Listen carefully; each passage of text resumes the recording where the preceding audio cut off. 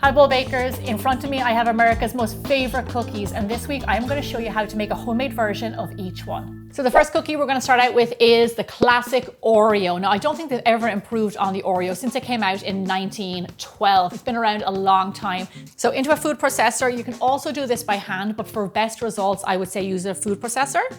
We're going to add in our flour, our white sugar, baking powder, baking soda, salt. Our last dry ingredient I want to talk about is our cocoa powder. Now for this recipe, we're not using regular cocoa powder. I want you to use Dutch process or black cocoa powder. We need something really rich and dark. Oreos have a very unique flavor, and that comes from a rich, dark cocoa powder. I'm going to give those a little bit of a mixy mix. Now into this, we are going to add in our cold butter. Now this is the reason that we're doing it in the food processor, is because the butter has to be cold, and the food processor will just like whip it up really fast and get it into really small bits.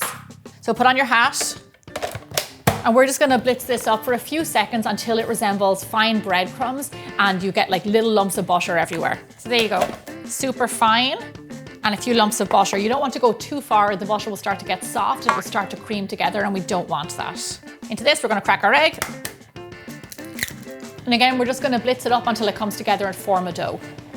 When it clumps up, and it forms a ball just like this, it is ready. Now I have my baking pan here ready to go, and I have a tablespoon scoop.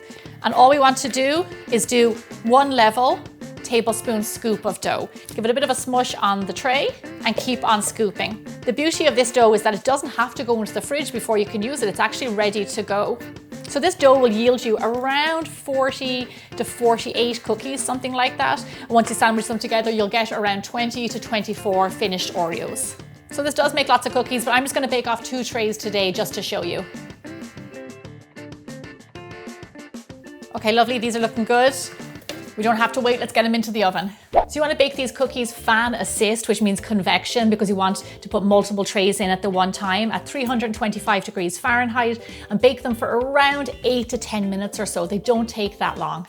While our Oreos are baking, we're going to take this time to make our buttercream frosting that goes in the middle of these lovely cookies. So here I have my stand mixer. Into this, I'm going to add in my room temperature butter, which is nice and soft.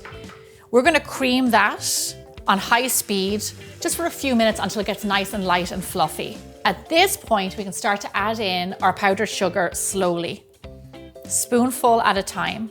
This will take a few minutes, but it makes your frosting lovely and light and fluffy. Once all your sugar is in there, add in a little bit of vanilla extract for flavor. And then we're also going to loosen or lighten up our frosting with a little splash of milk in there. Now what I'm going to do is let this beat on high for a few minutes until it gets just really lovely and light. That's it. As you can see, this is a lovely fluffy frosting. This is perfect, and our timer just went off, so let's go check on our Oreos. Our Oreos smell amazing, but while they're still hot out of the oven, we're going to do a quick pan bang. And what that does, gives you those lovely crinkles on top. I'm super happy with those. Gosh, they smell amazing. So our cookies have cooled. I've got my buttercream frosting in my piping bag with a round nozzle. We're gonna flip a cookie over, do a smudge, a smidge, a smudge of frosting, sandwich, and you have a gorgeous homemade Oreo. So fun fact about the name Oreo. Nabisco never really explained where it came from. A lot of people think that the O's on the end are actually the cookies, so O's, and then the R-E in the middle is actually for the cream, C-R-E-A-M in the middle. So actually makes a lot of sense, and I think it's a pretty cool name, and I think it's well fitting, so sounds good to me. These look fantastic and they smell amazing, but at the end of the video, we're going to compare them to the real thing and see how they stack up. For right now, we're going to move on to our next cookie, which is a homemade Nilla wafer.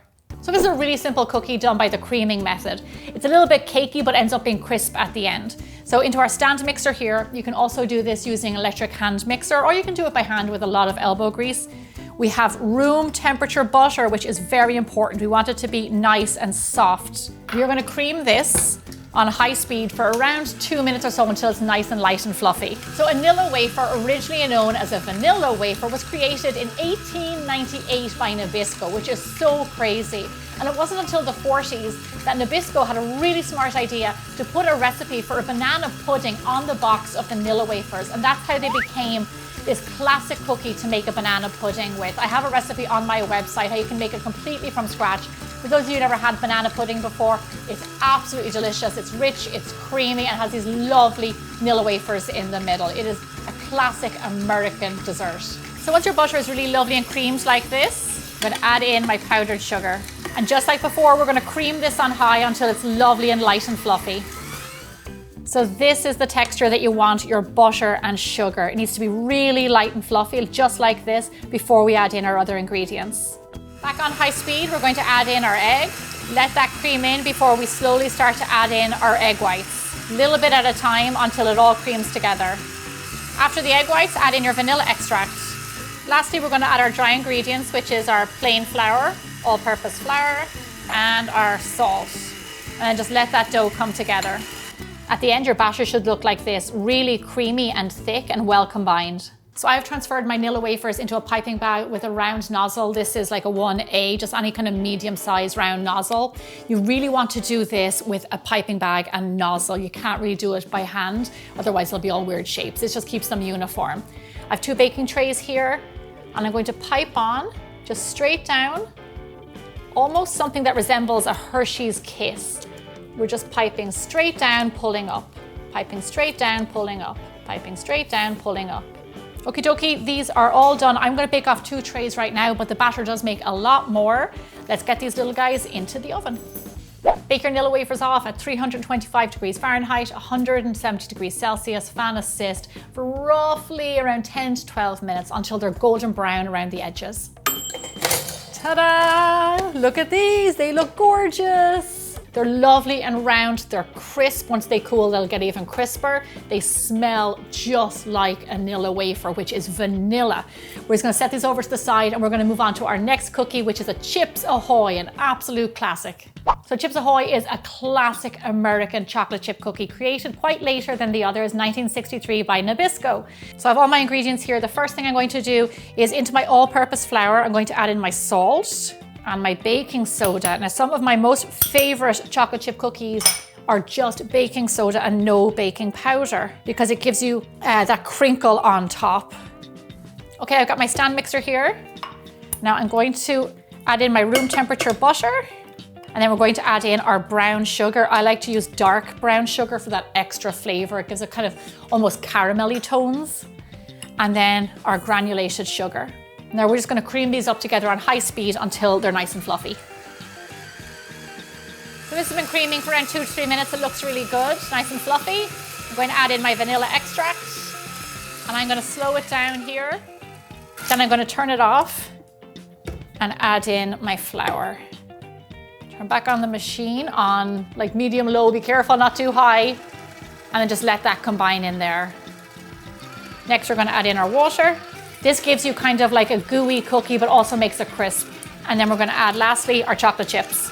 So I just want to point out that I do have somewhat of a controversial baking TikTok out there where I say do not use chocolate chips in cookies. However, this is an iconic classic cookie and I'm going to do it the way that Chips Ahoy did it. So I'm using chocolate chips for this one. So my trays are ready, they're lined. I have my cookie scoop.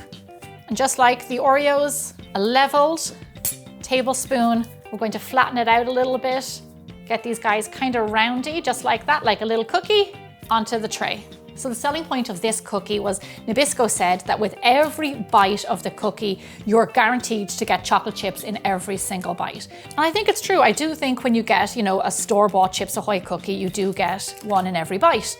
Let's just see if you get one in every bite of my cookies. Okay, these little guys are lovely. Let's get them into the oven.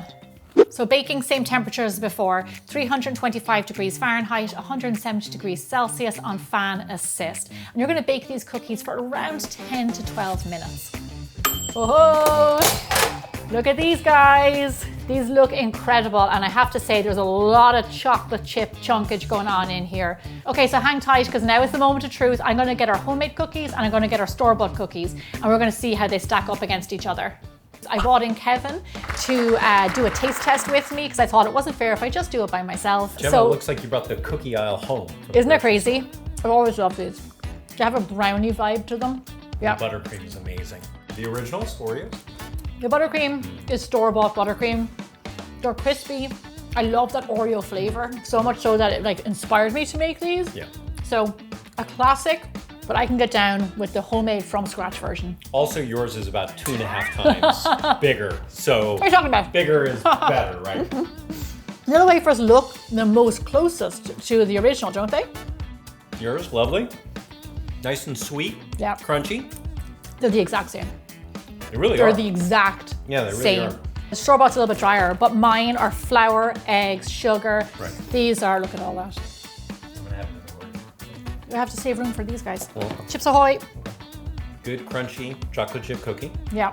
I like your chocolate chip to cookie ratio here. I hadn't had Chips Ahoy in a long time, but that's exactly what I thought they would be. Is pretty dry. Yeah. I've never been a Chips Ahoy fan, but I like yours better. Like they're a good crisp chocolate chip cookie. Which is your favorite? Always the Oreo. I think, like, again, they may not be exactly the crisp Oreo you have, but these are a really good cookie. If you haven't seen it yet, make sure to check out Gemma's homemade versions of your favorite store-bought crackers as well. Yeah, Cheez-Its, Ritz, Wheat Thins. Also, I've got loads more videos of my favorite store-bought, homemade versions of store-bought. And let us know what store-bought brands you want to see us make homemade as well. Okay, thank you. I'll see you soon. See you next week.